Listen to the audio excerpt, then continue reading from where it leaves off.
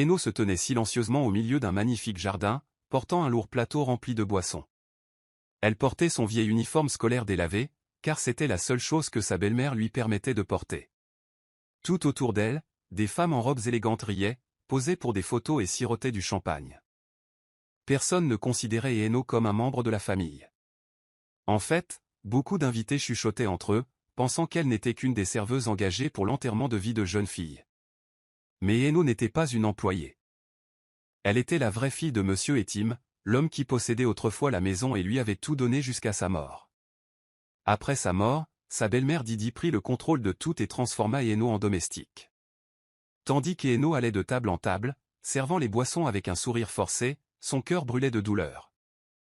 Sa demi-sœur Adama, la future mariée, était assise sur une chaise dorée entourée de cadeaux, tandis qu'Hainaut restait debout toute la journée, telle une servante. Puis Didi, avec un sourire faux et doux, prit le micro et dit aux invités, « Voici Hainaut. Elle adore servir. Elle a toujours été serviable. » La foule a ri poliment, mais Hainaut savait que ce n'était pas une blague. C'était une insulte. Son visage devint rouge de honte, mais elle garda la tête baissée. Ce que les invités ignoraient, c'est qu'Hainaut venait d'entendre quelque chose de choquant. Plus tôt ce matin-là, elle passa devant le bureau et entendit le marié, Obi, parler au téléphone. Il n'épousait pas Adama par amour. Sa voix était grave, pleine de regrets. Il disait qu'il n'avait pas le choix, que son cœur appartenait toujours à quelqu'un d'autre. Hainaut resta figé devant la porte, écoutant chaque mot. Elle se souvint du nom qu'il avait murmuré, Zara, la même fille que Didi avait autrefois insultée et repoussée. Les mains d'Hainaut tremblaient tandis qu'elle serrait le plateau plus fort. Son cœur battait plus vite. Elle réalisa quelque chose de puissant à cet instant.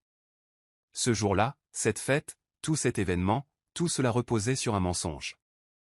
Et peut-être, juste peut-être, il était temps pour Hainaut de cesser de se taire. Parce qu'elle avait maintenant quelque chose que sa belle-mère n'attendait pas. La vérité. Tous les invités à la fête nuptiale n'ont cessé de dire que tout était parfait. Le jardin était rempli de chaises dorées qui scintillaient sous le soleil. Des fleurs luxueuses étaient disposées un peu partout. Les serveurs apportaient des coupes de champagne frais. Adama, la mariée, affichait un sourire éclatant en posant pour les photographes dans sa robe de soirée. Les gens applaudissaient, riaient et qualifiaient cet événement d'événement de l'année. Mais au fond d'elle-même, Hainaut savait la vérité. Cette journée parfaite n'était qu'un mensonge éclatant. La veille de la douche, Hainaut était allée chercher de l'eau à la cuisine lorsqu'elle entendit une voix douce venant du bureau. Elle s'approcha sur la pointe des pieds et réalisa que c'était Obi, le marié, qui parlait au téléphone. Il semblait nerveux, presque triste. Il pensait que personne ne l'entendait. Mais Hainaut était juste devant la porte. Ses paroles la bouleversèrent. Il dit qu'il n'épouserait pas Adama par amour pour elle. Il a dit que sa famille l'avait poussé à agir ainsi et qu'il essayait de faire ce qu'il fallait. Mais il a ensuite dit quelque chose qui a coupé le souffle à Hainaut pendant un instant. Il aimait encore quelqu'un d'autre. Pas n'importe qui, mais quelqu'un que la famille n'approuvait pas. Obi murmura le nom de Zara. Hainaut s'en souvenait très bien. Zara était l'ex-petite amie d'Obi. Celle sur qui Didi avait crié et traité de vulgaire quand elle venait lui rendre visite. Didi disait qu'elle n'était pas assez bien pour quelqu'un comme Obi. Elle la chassa comme un chien errant. Et maintenant, le même Obi était toujours amoureux de Zara, mais il avait trop peur de s'opposer à sa famille. Hainaut resta là, sous le choc, retenant son souffle pour que personne ne l'entende. Son cœur battait fort dans sa poitrine. Elle était en colère, non seulement pour Zara, mais aussi pour elle-même. Comment pouvaient-ils tous rire et danser comme si tout était parfait alors que le cœur du marié appartenait à une autre femme? Et comment Didi et Adama pouvaient-ils continuer à se comporter comme s'ils étaient meilleurs que tout le monde alors qu'ils vivaient dans le mensonge? Les yeux d'Hainaut brûlaient de larmes. Mais elle les essuya rapidement. Cette nuit-là, elle ne dormit pas beaucoup. Elle ne cessait de penser à ce qu'elle avait entendu. Le monde a vu une belle histoire d'amour. Mais Hainaut a vu un secret prêt à éclater. Et à cet instant, quelque chose en elle a commencé à changer. Peut-être que ce mensonge n'avait pas à rester caché éternellement. Peut-être était-il temps que quelqu'un dise la vérité. Tôt le matin, avant que le soleil ne se lève complètement, Didi réveilla Hainaut et lui dit de frotter le sol en marbre du salon. L'enterrement de vie de jeune fille avait lieu ce jour-là. Et tout devait être parfait. Sauf Eno. Peu importe sa fatigue ou ses douleurs dorsales, Didi s'en fichait. Eno n'était jamais considérée comme un membre de la famille. Elle était plutôt une femme de ménage. Et pire encore, une honte cachée. Pendant que tout le monde dormait dans des lits douillets et savourait un petit déjeuner chaud, Eno nettoyait les sols et les vitres comme si elles n'existaient pas. Quand les invités arrivèrent, le grand jardin s'anima de musique, de décoration et de rire. Les tables étaient garnies de nourriture, de boissons et de jolies fleurs. Tout le monde portait de beaux vêtements et un maquillage impeccable. Eno, quant à elle, portait son vieil uniforme scolaire délavé. La seule chose que Didi lui permettait de porter. Elle n'avait pas le droit de s'asseoir avec les invités, ni même de manger. Elle était seulement autorisée à servir. Tandis que les autres souriaient pour les photos, elle portait des plateaux et ramassait les déchets en silence. Puis un événement la brisa encore plus. Adama, sa demi-sœur et future mariée, riait et dansait avec ses amis lorsqu'elle renversa soudain un verre de jus rouge sur sa robe éclatante. Tout le monde haleta. Mais avant même que la mariée puisse réagir, Didi se tourna brusquement vers Eno et cria « Agenouille-toi et nettoie tout ». Eno, sous le choc, s'approcha lentement, se mit à genoux et commença à essuyer la robe, le sol, tout, là, devant tout le monde. Les gens le fixaient. Certains riaient derrière leurs mains. D'autres détournaient le regard, mal à l'aise. Mais personne ne l'aida. Personne ne dit un mot. Tandis qu'Eno frottait le sol à genoux, son cœur se serra de douleur. Mais son esprit commença à s'éclaircir. Elle leva les yeux au ciel une seconde et pensa « Pourquoi suis-je toujours silencieuse? Pourquoi est-ce que je les laisse me traiter ainsi ?» À cet instant précis, elle se fit une promesse ferme, un vœu que personne ne pouvait entendre, mais que son cœur résonnait bruyamment. Elle se dit « C'est la dernière fois qu'il m'humilie. Je ne me tairai plus. Je ne serai plus leur honte. Ils se souviendront de ce jour, mais pas pour les raisons qu'ils avaient prévues. » Et avec ça, quelque chose en elle changea. Elle n'était pas brisée. Elle s'élevait. Les mêmes mains qui essuyaient les sols allaient bientôt ébranler les fondements même de leurs mensonges. Ce soir-là, une fois le bruit et les réjouissances apaisés, Eno sortit discrètement de la maison. Elle ne le dit à personne. Ses pas étaient rapides, mais silencieux, tandis qu'elle avançait dans les rues désertes, se dirigeant vers la sortie de la ville. Son cœur battait fort, mais son esprit était clair. Elle avait un plan, et elle savait qu'il était risqué, mais elle savait aussi que c'était le seul moyen de retrouver sa voie. Elle arriva devant un petit fleuriste qui semblait fermé, lumières éteintes et portes verrouillées, mais elle attendit. Debout sous un lampadaire, froide et nerveuse, elle serrait contre elle le petit mot qu'elle avait écrit plus tôt. Quelques minutes passèrent, puis la porte s'ouvrit. Une femme est sortie. Grande. Forte. Magnifique. C'était Zara, l'ex-petite amie d'Obi. Celle dont tout le monde disait qu'elle était partie depuis longtemps. Celui que Didi avait un jour traité de déchet. Zara se figea en voyant Eno debout, leurs regards croisés. Le silence régna. Alors Zara, confuse mais calme, demanda « Pourquoi es-tu ici ?» Et Eno n'hésita pas. Elle la regarda droit dans les yeux et dit doucement mais fermement « Parce qu'ils m'ont rendu invisible, et tu es la seule à pouvoir les rendre visibles. » Les yeux de Zara se plissèrent, essayant de comprendre. Et Eno expliqua tout, comment sa belle-mère la traitait comme une servante, comment on l'obligeait à servir des boissons en uniforme scolaire, et comment Obi était toujours amoureux de quelqu'un, mais qu'il avait épousé Adama pour des raisons fictives. Elle raconta à Zara l'appel téléphonique qu'elle avait surpris, et comment Obi n'avait toujours pas tourné la page. Zara écouta en silence, les bras croisés, incertaine de devoir croire Eno. Mais Eno leva les yeux, les larmes aux yeux, et dit « Je ne veux briser le cœur de personne. Je veux juste qu'on arrête de me briser le mien. Je veux juste être vue, pour une fois. » Sa voix tremblait, mais son message était fort. Zara s'approcha lentement et regarda Eno dans les yeux. « Tu veux que la vérité éclate ?» demanda-t-elle. Eno hocha la tête. « Alors, faisons-les écouter. » Dans ce moment de silence, sous le ciel sombre, quelque chose de puissant se produisit.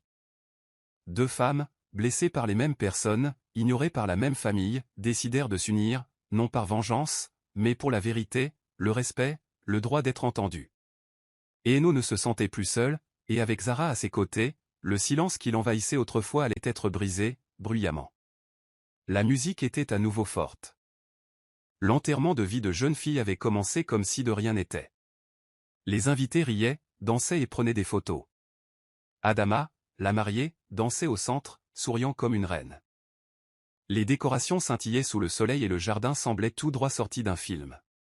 Eno se tenait silencieusement près de la table des boissons, un plateau à la main, essayant de passer inaperçue. Elle se sentait fatiguée, mais son esprit était vif. Elle savait ce qui allait arriver. Soudain, le portail s'ouvrit. Tout le monde se retourna. Une femme entra lentement. C'était Zara, l'ex d'Obi. Elle était calme, grande et sûre d'elle. Elle portait une robe rouge qui attirait tous les regards. Simple, mais belle, et d'une certaine manière plus éclatante que la mariée. Elle n'avait pas l'air en colère. Elle n'avait pas l'air effrayée. Elle marchait comme si elle était à sa place. Obi, qui prononçait un discours, un verre à la main, s'arrêta de parler dès qu'il la vit. Sa bouche resta ouverte, ses yeux écarquillés. Les invités commencèrent à chuchoter entre eux. N'est-ce pas l'ex d'Obi? Que fait-elle ici? Pourquoi est-elle habillée comme ça? Le visage de Didi changea aussitôt. La même femme qui souriait et se laissait aller semblait maintenant choquée et nerveuse. Elle ne s'attendait pas à ça. Personne ne s'y attendait. Mais Zara ne regarda personne. Elle les dépassa tous et alla droit vers Eno. Et là, elle fit quelque chose d'inattendu. Elle serra Eno dans ses bras. Fort. Ouvertement. Tout le monde l'a vu. Ce n'était pas un câlin rapide. C'était le genre de câlin qui dit « Je te vois. Je suis avec toi ». Les gens étaient perplexes. Pourquoi l'ex d'Obi aurait-elle serré la bonne dans ses bras? Qui était vraiment cet Eno? Obi semblait encore plus mal à l'aise. Il recula légèrement. Ne sachant pas quoi faire. Le sourire d'Adama disparut lentement. Ses mains retombèrent. La musique continuait. Mais l'ambiance avait complètement changé. Tout le monde le sentait. Zara ne disait toujours rien. Pas un seul mot. Elle se tenait là, à côté d'Eno, lui tenant la main. Le silence régna quelques secondes. Mais cela lui sembla long. À ce moment-là, Eno n'était pas seulement la fille en uniforme scolaire portant des plateaux. Elle n'était pas la femme de ménage. Elle n'était pas invisible. Les gens la regardaient différemment maintenant. Avec respect. Avec curiosité. Quelque chose avait changé. Et Didi le savait. Ça n'allait pas se terminer comme elle l'avait prévu. L'orage approchait. Il venait de franchir le portail, vêtu d'une robe rouge. Zara regarda autour d'elle dans le jardin. Tous les regards étaient braqués sur elle. La musique s'était arrêtée. Les rires avaient disparu. Même les oiseaux semblaient silencieux. Elle s'avança lentement vers l'avant et prit le micro sur la table du DJ. Sa voix était calme mais ferme. Elle a dit, « Obi et moi sommes sortis ensemble pendant 4 ans. » Des cris de surprise ont retenti. J'étais la femme qu'il comptait épouser. Les gens regardaient Obi. Il était figé, les mains tremblantes. Zara continua, « Mais sa mère elle disait que je n'étais pas assez bien. Elle m'a insulté. Elle m'a traité de déchet. Et Obi m'a écouté. Il m'a quitté, non pas parce qu'il avait cessé de m'aimer, mais parce qu'il avait peur de me défendre. » Le jardin fut plongé dans un silence total. Zara regarda Obi droit dans les yeux. « Dis-leur la vérité, Obi. Ou je le ferai. » Obi ouvrit la bouche pour parler, mais rien ne sortit. Il regarda les invités. Puis sa future épouse, Adama. Puis il regarda sa mère, Didi, qui se tenait la poitrine, essayant de sourire comme si de rien n'était. Zara se tourna vers Eno et lui prit la main. « Toi, dit-elle doucement, tu sais ce que ça fait d'être petit, n'est-ce pas? » Les yeux d'Eno s'embuèrent. Elle hocha la tête. Lentement, elle s'avança. La même fille qui servait les boissons dans son ancien uniforme d'écolière se tenait maintenant au centre, à côté de Zara. Elle ne tremblait pas. Elle n'avait pas peur. Elle regardait les invités, dont beaucoup l'avaient ignorée toute la journée, et disait, « Je sais. J'ai été traitée comme une moins que rien dans la maison de mon père. Comme si je n'avais aucune importance. Comme si je ne méritais pas d'être vue. » Elle marqua une pause et prit une profonde inspiration. « Mais aujourd'hui, je refuse d'être invisible. Aujourd'hui, je parle. Je allais à nouveau. Les téléphones étaient sortis. Les gens enregistraient. Obi regardait les deux femmes, son passé et sa vérité se tenant côte à côte. Zara releva la voix. Ce mariage est bâti sur le mensonge, la peur, le contrôle. Elle se tourna vers Obi une dernière fois.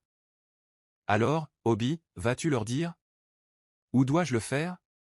Obi semblait sur le point de pleurer. Adama le fixait maintenant, confuse et furieuse. Le jardin, qui avait autrefois ressemblé à un conte de fées, était maintenant empli de tension. La vérité ne se cachait plus. Elle se tenait à découvert, vêtue de rouge et tenant la main de celle qu'ils appelaient tous « servante ». Et tout le monde regardait. Et Eno se tenait là, tenant le micro à deux mains. Son cœur battait fort, mais sa voix était assurée. Elle observa les visages choqués autour d'elle. Des gens qui s'étaient moqués d'elle quelques heures auparavant. Des gens qui ne savaient même pas qu'elle vivait dans cette maison, car ils ne l'avaient jamais remarqué. Elle prit une grande inspiration et parla. On m'a dit de servir aujourd'hui, commença-t-elle, de porter mon ancien uniforme d'écolière et de porter des plateaux comme une bonne. On m'a dit de ne pas parler, de rester invisible, mais je suis restée silencieuse trop longtemps. Des murmures circulaient dans la foule. Certains invités semblaient gênés. D'autres, coupables. Et Eno désigna doucement sa belle-mère, Didi. Cette femme, disait-elle, me traite comme si je n'avais aucune importance depuis la mort de mon père. Elle me fait dormir dans les quartiers des domestiques, tandis que sa fille a la chambre principale. J'ai préparé tous les repas pour cette fête. J'ai frotté le sol. Je n'ai même pas eu le droit de m'asseoir à table. La foule a de nouveau halté. Certains secouèrent la tête, incrédules. Elle se tourna vers Adama, la mariée. Tu ne m'as jamais demandé où j'habitais. Tu ne t'es jamais soucié de savoir. Tu m'as traité comme un employé de maison. Le sourire d'Adama s'estompa. Ses yeux clignèrent rapidement, essayant de comprendre ce qui se passait. Puis Eno se tourna vers Obi. Sa voix devint plus ferme. Et toi, dit-elle, tu as laissé tout le monde croire que tu étais amoureux d'Adama. Tu as souri, tu lui as tenu la main et tu as planifié ce mariage comme si de rien n'était. Mais hier soir, tu envoyais encore des SMS à Zara. Tout le monde se tourna vers Obi. Sa bouche s'ouvrit légèrement, mais aucun mot ne sortit. Et Eno continua, tu lui as dit qu'elle te manquait, que tu ne voulais pas épouser Adama, mais tu n'avais pas le choix. L'air était lourd de silence.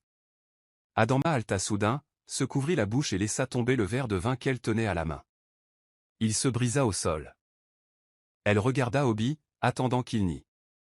Mais il resta planté là, figé. Les larmes lui montèrent aux yeux. Sans un mot, Adama se retourna et sortit en courant, sa robe traînant derrière elle. Les gens reculèrent, incertains de la conduite à tenir. Certains chuchotaient, d'autres filmaient. Et Eno se tenait au milieu, n'étant plus la fille silencieuse en arrière-plan. La vérité avait été dite. Les mensonges étaient brisés. Et la fête n'était plus une célébration. C'était une tempête. Dès qu'Eno eut fini de parler, un silence pesant s'abattit sur l'air. Les gens ne savaient pas s'il fallait applaudir, pleurer ou partir. Avant que quiconque puisse réagir, Didi s'est précipitée sur la scène. Ses talons claquaient violemment sur le sol de marbre. Elle arracha le micro des mains d'Eno et cria « Des mensonges !» Tout ça. Ne croyez pas un mot de ce qu'elle a dit. Mais il était déjà trop tard. Plusieurs invités avaient enregistré le moment où Eno avait parlé. Ils l'avaient mis en ligne. En quelques minutes, les téléphones de toute la fête se mirent à vibrer. Les gens fixaient leurs écrans, choqués. Certains les montraient à leurs amis. D'autres commentaient déjà. La vidéo était partout. Les commentaires arrivaient vite. Qui traite sa belle-fille comme ça? C'est elle la vraie mariée. Ce mariage devrait être annulé. Didi devrait avoir honte. Même les journalistes ont commencé à appeler. Certains invités ont dit avoir vu des blogueurs arriver aux portes. Ce qui devait être une journée parfaite pour Didi et sa fille tournée au désastre public. Didi attrapa Eno par le bras et l'entraîna sur le côté, d'une voix basse et furieuse. « Tu as tout gâché, siffla-t-elle. Tout. Sais-tu combien on a dépensé? Sais-tu depuis combien de temps j'ai planifié ça? Et Eno la regarda d'un air calme. Plus de peur.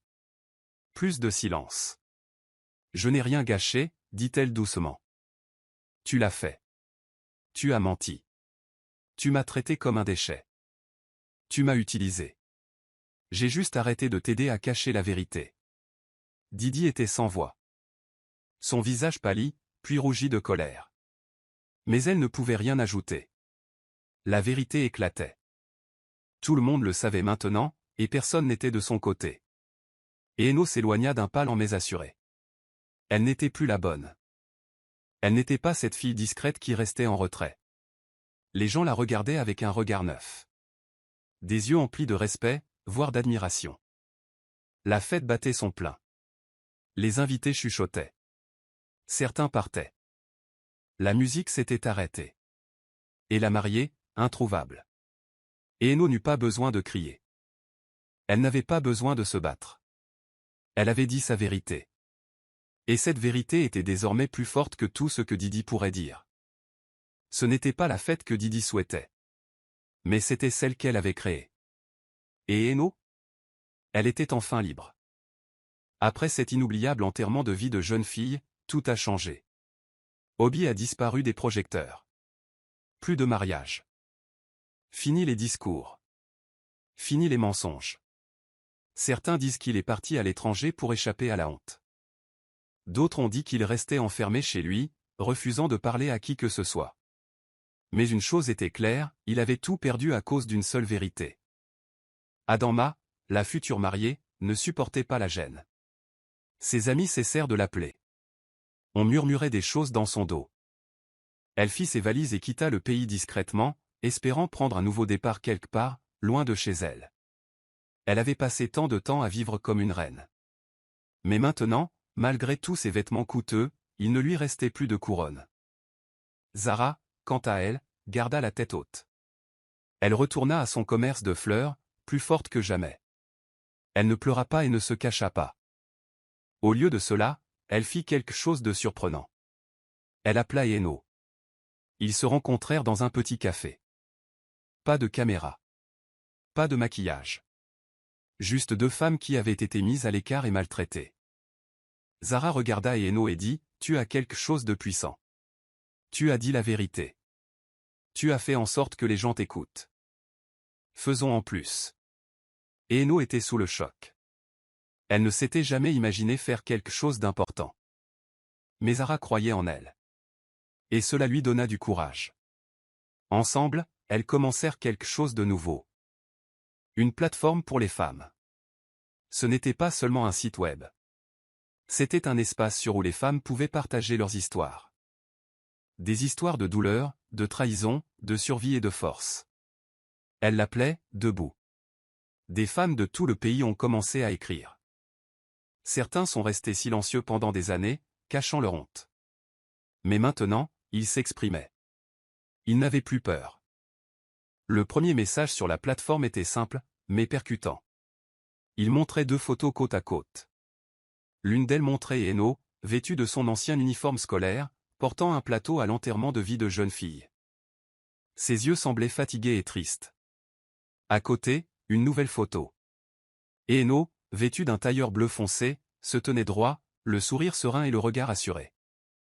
La légende disait, c'est la même fille. Mais maintenant, elle ne se tait plus. La publication est devenue virale. Des milliers de femmes l'ont partagée. Elles ont écrit, je me reconnais en elle. Elle me donne de l'espoir. Elle a dit ce que j'avais peur de dire.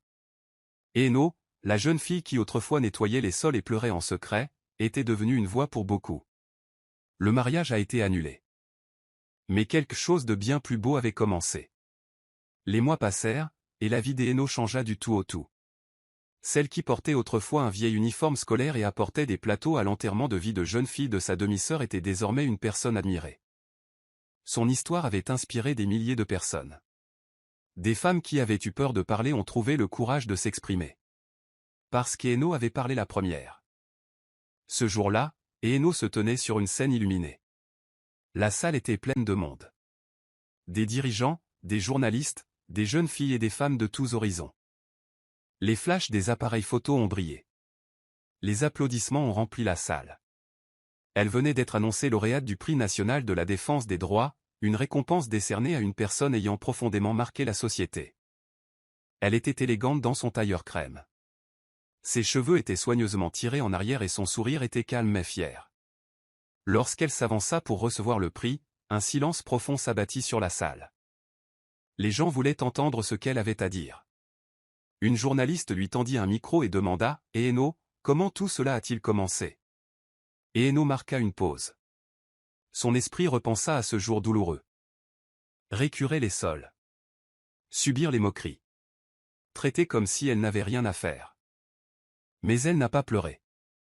Au lieu de cela, elle a souri doucement et a répondu « Tout a commencé le jour où ma belle-mère m'a nommée femme de chambre à une fête prénuptiale. Elle a essayé de me rabaisser. » Le public écoutait attentivement. Et Eno poursuivit « Mais quelque chose a changé ce jour-là. J'ai compris que personne ne peut diminuer votre valeur si vous cessez de rester dans l'ombre. J'ai arrêté de me taire. J'ai parlé. J'ai dit la vérité. Et cette vérité a déclenché un incendie inextinguible. Les gens ont applaudi. Certains les larmes aux yeux. D'autres se levèrent pour l'acclamer. Elle n'avait pas besoin de vengeance. Elle n'avait pas besoin de faire souffrir qui que ce soit. Elle s'est tout simplement élevée au-dessus de tout ce qui tentait de la briser et a transformé sa douleur en force. D'une jeune fille oubliée qui servait des boissons en silence, Eno était devenue la figure de proue d'un mouvement. Un mouvement qui aidait les femmes à retrouver confiance en elles. Et maintenant, debout sous les projecteurs, son prix à la main, Eno a prouvé quelque chose de simple mais de fort, peu importe la façon dont on vous traite, votre valeur ne s'affaiblit jamais. Elle attend seulement que vous y croyiez enfin. Si cette histoire vous a touché, ne vous contentez pas de la parcourir. Partagez-la. Montrez au monde que personne n'est trop petit pour s'élever, et qu'aucune voix n'est trop faible pour faire trembler les murs. Laissez un commentaire. Si vous avez déjà été réduite au silence, mais si vous pensez que chaque femme mérite le respect, taguez quelqu'un qui a besoin d'entendre cela aujourd'hui. Suivez-nous pour découvrir d'autres histoires fortes qui nous rappellent que votre valeur n'est pas sujette à débat.